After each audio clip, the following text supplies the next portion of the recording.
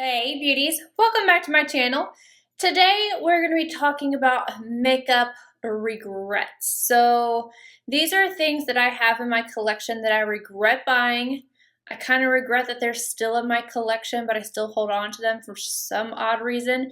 Now there's a lot of things that I regret buying, but I have either they've been so bad that I have returned them, or I have gotten rid of them, given them away. But these are the things that are left in my collection.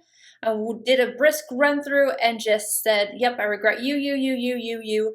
And so all of the things I'm about to talk about, I regret purchasing. The first one is from MARC Jacobs. Now I was a little iffy about this palette whenever I first got it. I kind of liked it, but then I kind of didn't. I was kind of on the fence about it. And then I picked it up again and I don't know. Like, I like the color scheme in here, but there's just, I feel like this one isn't the same quality as the other ones. Like the ones that are black like this, I think are amazing. Like those are so good. So something about this one just does not live up to the hype. And this is $7.90 FANTASCENE. I believe this one was limited edition. And I think that I don't get rid of it just because I keep hoping that I'm going to like it. I don't know. And I mean, I think I liked the look that I got out of it, but I regret spending the money on this product. It's just kind of meh. I'm just going to go ahead and talk about the palettes first because that seems easiest. The next one I regret is another palette that isn't really bad. Like, there's really not anything wrong with it. I just don't want it and regret purchasing it. It is the KKW and Mario palette. I love the outside packaging of this. I don't know what it is, but it's sophisticated. I fell for the warm tones with a pop of blue. I like the colors in here just fine. I find the palette to work fine. I don't even remember my review on this. I don't think it was a bad palette. I just don't think it's worth your money. And I don't reach for this. Like, I don't reach for it at all. Can you tell how clean it is? It matches my shirt right now, but I don't care for this. And if it was missing out of my collection, I probably wouldn't even know unless somebody asked me to swatch it. Like if somebody said, hey, is it the same blue as the KKW palette? I wouldn't even know that it was gone. And this last palette is so old. This is one of my first purchases. Not like first, but like when I really got into MAC makeup, this is one of the things that I grabbed. And I think it was because it was the last of the collection. And this is the MAC and Antonio LOPEZ, and it's this is the 6 Violet. The shades in here are so terrible. Like, they're so bad. I mean, the colors in of themselves are pretty, but they're terrible. They don't work at all. And I just really wanted to have it. It's like one of those, like, oh, I'm going to collect it. And I keep it because of the memory behind it. But what was this? It was probably a $40 or $40 palette. And I don't use it. I used it probably twice whenever I got it, and I was like instant regret. But I just wanted it because of the collection, and I wanted it because of the picture on the front, and that's the only reason why it's still in my collection, to be completely honest, but full-heartedly regret buying it. Next up, I have another one from MARC Jacobs, but this is a brush, and it's a brush that I absolutely never use. This is the Face 3 brush. Now, I love the Face 2. Like, that brush is so good, and I had high expectations for this. I believe this came out with the Remarkable foundation. It's really kind of stiff for a kabuki. I wish it moved around a little bit more. I don't ever grab for this. Like, it's just, I don't think it's worth the money at all. There's so many better kabuki brushes out there. Like I said, it's just kind of stiff, and not like in a good way, not like in a densely packed, you're really going to get a good buff out of it. Like, it actually feels stiff, like it's going to drag your skin. I do like the size of it. I like the handle on it.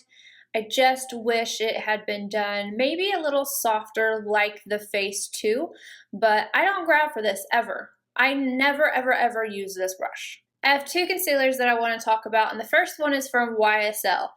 This is the All Hours concealer. Now, I love the foundation so much that I was like, surely I'm going to love the concealer as well, and that just was not the case. This is thinner. It makes my under eye look crepey and dry. I don't know what it is about this. I've tried it several times afterwards, and I just do not like this concealer, and I have not found a single person that I have liked it on. Like, I just don't know what they did with this, because the foundation, it just gave you like this flawless finish, and this concealer does the exact opposite. And the next one is Bobbi Brown's Instant Full Coverage Concealer. Now, I have a few problems with this. It is so thick. It definitely is full coverage. And I wouldn't really call it drying, but it can make your under eye look dry if you're not careful. I hate the applicator on here. It's like you're supposed to put in dots. So you have to sit here and go in and in and in to get the amount of product that you actually need. And they say, you know, it's done like this so that you don't have to keep going in, like you get the perfect amount of product, and you're supposed to use your finger or something. But I use a beauty blender, so of course it soaks up a little bit of the product. So this not only annoys me to have to put on, but I don't like the way that it looks underneath my eyes. Like, it's not terrible underneath my eyes. I would say it's about average, but it's so annoying to me and so thick and obvious that I have concealer on that I don't grab for this. This next one is 100% about shade, like the color, not about the formula or the brand or anything like that, because it's from Bite Beauty, and I absolutely adore their Amuse Bouge lipsticks. Like, absolutely adore. Look how gross mine has gotten, because it's just been sitting there. This is the shade CAVA. I have tried so many times to get this shade to work for me, but it refuses to. I look like a dead girl when I put this on. I think it's so unique, and like I said, I love the formula on their lipsticks. Just don't like this color. I love it on my hand. I would love it on my eyes, but this on my lips, again, it makes me look like a dead person. I can't find shades like this, and maybe that's because of the way it will look on your lips. I don't know what it is, but CAVA looks terrible on me. Another lipstick, Kim KW, and my problem with this is the smell and then the customer service. So I wish that I could return this or at least get an exchange, but you'd have to just go watch the video with that whole collection. This is in the shade Classic K. I like the color, but it smells like crayons. The color, beautiful. The formula feels nice. The packaging is kind of like, I like the idea behind it, but I feel like it looks a little cheap. But the smell of this thing, I absolutely cannot put this on my lips, because I will smell, it just makes me want to go, you know, and I don't, like, she released a whole new collection of nudes, and I was like, I'm not touching those with a 10-foot pole. Again, customer service, and I just don't want to purchase from them anymore. But if they smelled like this, I would be so irritated, because this stinks. Cover FX. Now, don't get me wrong. These are actually good or okay products. I will use them again eventually, but the problem is I don't grab for them because I have products that I like better. And these are the shimmer veils. I have the shade Soleil and Amethyst, and like, I don't know what it is. I feel like I can't layer these up as nicely. I feel like they get chunky. I feel like they just don't look as good as the Stila Shimmer and Glow. Like, they're pretty, but they just don't have the impact that the Stila ones do. So I hate that I have these, because I feel like they're going to go bad before I ever actually end up using them, because I like the Stila ones so much better. I think they just knock these out of the park, in my opinion. Like, I think I even had some flaking issues with these, if I remember correctly. I don't remember, but I think I did. So if I could, like, if I had the chance, I would just like exchange those and get 2 more of the Stila ones. One mascara, and this is from Dior. You can see it's dirty because I keep trying to like this, but I don't. And I think that the biggest reason why I don't like it is the part that's actually supposed to make it special. Like you squeeze here and then pull out and you're supposed to get the perfect amount of product, and I get clumpiness no matter what. And this is the Dior, what is the name of this?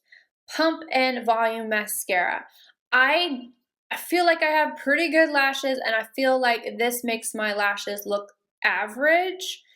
Like not average, like, oh, like that, like is a bad thing, but it doesn't do anything for my lashes, and other than make them look like a hot mess. I feel like I have to really try to make this work. This is a mascara that I'm trying to use up if I use false lashes. So if I know I'm going to use false lashes, I'll use this as my base and not use my good one, but I just don't like it. I think the concept behind it is cool because, like I said, like you're supposed to squeeze this and then be able to get the excess product off, or not squeeze it as much and have, or not at all and have more product on the brush, but I just don't think it works. Now this is a product I am going to continue to try to get to work. I am determined that this is going to work for me, and I don't know when it's going to work, but eventually this is going to work. It's from Hourglass, and it is the Ambient Strobe Lighting Blush in Brilliant Nude. I've seen people use this and it looks so good on them, but for whatever reason, it's like it almost doesn't want to show up on my skin at all, and it gives me texture and I don't know what's going on. It's so pretty to look at. It's so pretty. Right now, I'm really regretting that I spent the money on it, but I have not returned it, haven't given it away, because again, I want this to work. I'm going to figure this out, you guys. Like something is going to happen, and one day magically this is going to work for me. It's very, very light. It's shimmery. It will accentuate my pores, but I'm going to figure it out. But right now, it's a no-go. I have not been able to make this work.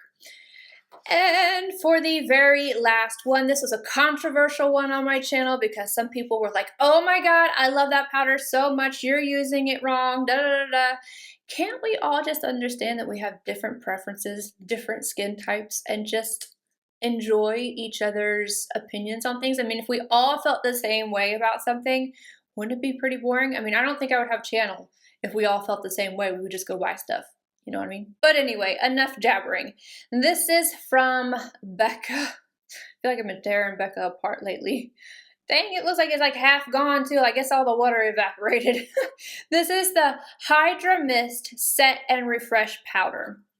Now, watch my review. I didn't like this powder. Don't use it underneath your eyes. It will darken. And then on my skin, it made it look dry, cakey. And then it started, like initially, it felt so good because when you touch the powder, it feels cold. It feels hydrating. And then all of a sudden, it was like, it sucked all the moisture out of my skin. I don't know what happened, but I felt so tight. Like I had just washed my face 30 times with an anti-acne kind of cleanser. It was terrible. Well, then I would say it was 2 months. 2 months after that experience, I went and I opened it up. Like I still had it in its box. I didn't return it. I just kept it and was like, whatever. And I was like, let me touch this. 2 months. The shelf life on this is 6 months. Let me see, make sure. Yes, 6 months. I knew this was going to happen. You touch this powder now and it is so dry. There's no cooling factor to it at all. And like I said, it looks like almost like half the powder's gone, and I haven't used it, not since that video. So I don't know. I think it's a gimmick. It's a gimmick. That's what it is.